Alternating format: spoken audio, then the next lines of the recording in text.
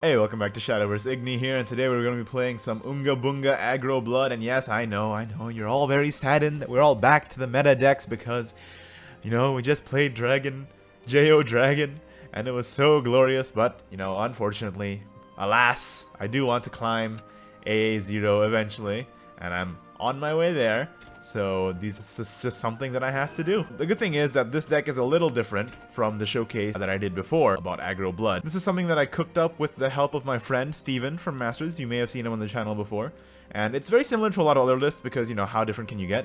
But basically the concept is that you use Blood-Fed Flower Bed and Dark Generals to make yourself better against the aggro matchup. Because if they get your Vengeance active, you get more Storms that can go face.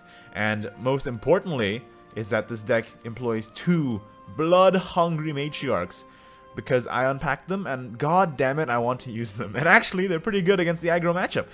Imagine playing against Aggro Blood. They have a field of bats, you play Bloodhungry Matriarch, their field's gone and it deals a ton of damage to face. This has actually been working out pretty well for me. So let's just go ahead and get started and hopefully we can climb some ranks. Unga Bunga, obviously named so because that's about the average intelligence it requires to play a deck like Aggro Bloodcraft. But hear me out here. And this is actually an important real talk. I feel like new players are often quick to point out, oh, X deck is cancer, Y deck is cancer, and often the target of their ire is aggro decks. And I think I have to make it clear that maybe Aggro Blood is a bit powerful, maybe Tempo Daria is a bit powerful, but especially for new players out there, I want you to keep in mind that aggro is healthy for any card game's metagame. I don't want to sit here for 9 million years playing matchups where in the end whoever Seraph first wins, right? Control is not always the answer to a more fun card game. And in fact, if aggro didn't exist in Shadowverse, it would be a lot less fun to play. So just keep that in mind next time you call out something cancer. I've seen this before, a healthy metagame isn't cancer, it's just a healthy metagame. We got the two Summon Bloodkins here though, which is just absolutely nuts with Divania. If only we had a larger play board to play all those bats in, but we don't, and actually that Arvania is gone now, which is just very sad for me. Oh, there it is. Never mind. More Vanias is just fine by me. Wow, lucky draws, man. Absolutely lucky draws. Turn 4, he's already at 15 health. Probably gonna go. Well, this guy can't trade, right? But he's at 4, which means that he has a Necro Assassin in hand. He can clear 2. The only problem with that is that, you run the risk of just hitting bats here. So he's just going to play the Pact of Another God on the Vania, thinking that the Vania is probably the more threatening thing to leave up, which I don't blame him for thinking, because it's, very often true. So if I play someone Bloodkin here, I can force him to use Foul Tempest, but at the same time I also lose a card. Obviously, that's the disadvantage. I don't really want to play Vite, because that means the Lurcher gets value. So I'll probably just, I think I'll do it. I'll force it out. And then I'll evolve the Urias, or the Urias rather. Obviously, their names are too similar, man. And then we go face. Going face is obviously the place to be.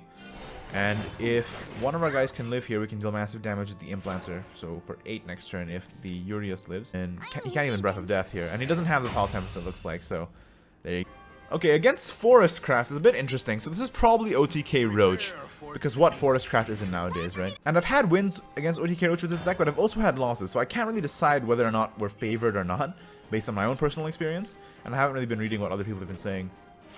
But I still feel like this is a very winnable matchup, and I would know because I have done so before. You just have to aggress them enough and hope that they don't get like the nuts draw with, Elven Princess Mage and all that before turn 6. Because if they get Fina, Goblin Mage, Elven Princess Mage before turn 6, then you're screwed. There's no getting around. Alright, so on turn 2 we have the Summon Bloodkin option, or we can just play Bloodwolf. I'm not too intent on playing Bloodwolf right now. The problem with playing Bloodwolf at the current moment is that imagine if they have like Elfchild May. Nature's Guidance Elfchild May. Maybe I'm playing around too many things, but I feel like the Summon Bloodkin is probably stronger. And then we can save the Bloodwolf for more burst damage in the end. Maybe that was wrong though, I feel like I could be convinced otherwise. Maybe trade into this and Elfchild May. He's gonna train to one of the bats. Selwyn's Command. That's fine. So he's going face. Ooh. Okay. Maybe I actually just play... I can't play Vampiric Fortress, Summon Bloodkin here. I can play Vampiric Fortress, Curse Brand Vampire, and then go face twice.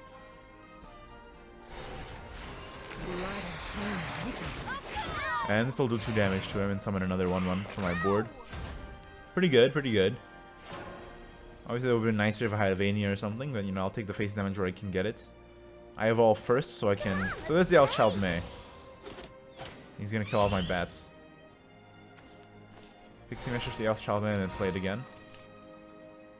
He's gonna trade this here, probably. I imagine. Unless he wants to go face again. Which is also, you know, fairly reasonable. Although I imagine he wants to trade away the board here. Yeah, here we go. So he's gonna play the second Elfchild May. Or he's gonna play the one he sent back to his hand, obviously. They're very good about this whole sending things back to their hand. That's their whole shtick, basically. Probably just we can play the Bloodwolf, Curse Brand, Ambling, face. Yeah. Seems good enough. 4 damage. Right to the face. Okay. I don't have some of the cards that I really want in my hand right now. Bloodhungry Matriarch seems like it could be good against OTK Roach because of all the fairies they put down, but at the same time, it's kind of rough because if they get you low enough, they can just OTK you anyway. I have to be really careful next turn. Did he play a Goblin Mage sometime in this game? I don't think so, right? So there's a chance he doesn't have the Rhinoceros, and I'm pretty sure they hard mulligan for it, so... Or they try their best. Can we survive?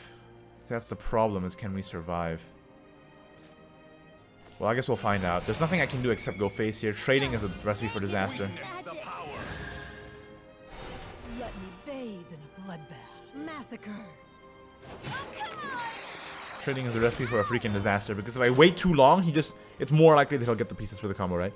And if I just go right now, it's still likely that he has the combo. He doesn't have it.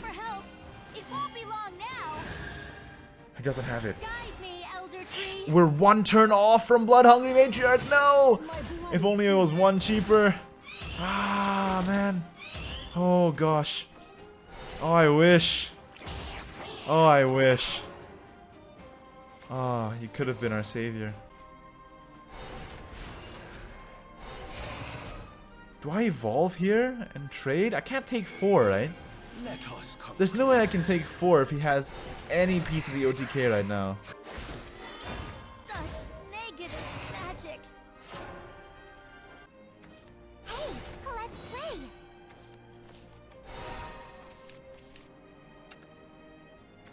Fairy Nature's Guidance, Goblin Mage. So he's looking for the Roach now. He's looking for that damn Roach. If he plays Roach and goes face, he does quite a bit. But he's trading. Does he know that I have Bloodhungry Matriarch in my hand? Oh man, what a god. He just thought that I probably had like Razor Claw or something. There's no way he thought I had Bloodhungry Matriarch in my hand. That's just me joshing around. I just played here. Enjoy your death. It's good enough. It's absolutely good enough. The problem is that I just wish I could have gotten that Imperial Fortress off at the same turn. Whenever an enemy follower is destroyed, deal 1 damage to the enemy leader. So he's probably just gonna play the freaking combo here, right? There's no way he doesn't. Hey, let's play. Yeah, and then Roach. Ancient Elf! So no Roach, no Roach, no Roach. Okay, so because he didn't play the I lost. Oh, he just gave up. I mean, did I even have lethal there? Like, I know I didn't. All too easy. Sometimes people just give up too easy, man. You gotta persevere. How do you know you're gonna win or not? Well, that's it for this deck. Thank you for watching. Hopefully you enjoyed that. At least I got to play the Bloodhungry Matriarch. I got to showcase this animated legendary that I really wanted to show off. I mean, I didn't get the animated version, I think, but, you know, still, it's a good one. I think it's actually a pretty good card. It's good in Control Blood, and now, running it in Aggro Blood, not bad. Not bad at all. That's it for this video. Like it if you enjoyed it. Don't if you didn't. And subscribe for more Shadowverse in the very near future. And I'll see you then. Bye-bye.